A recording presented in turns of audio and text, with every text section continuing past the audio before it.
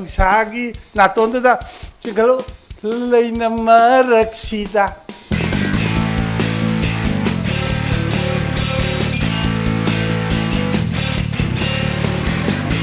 Nabika, Kraga Lactoga, Mangonda on some but the Nas, how it might tongue get the Taras home the later of the Nanoki no Kigataga.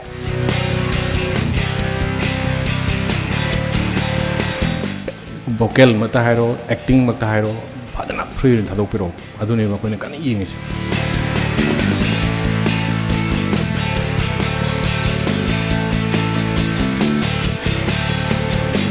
Not bad, Adum Yain, Queen Loico, Yampaze, Yam Tawayan, Hodavi.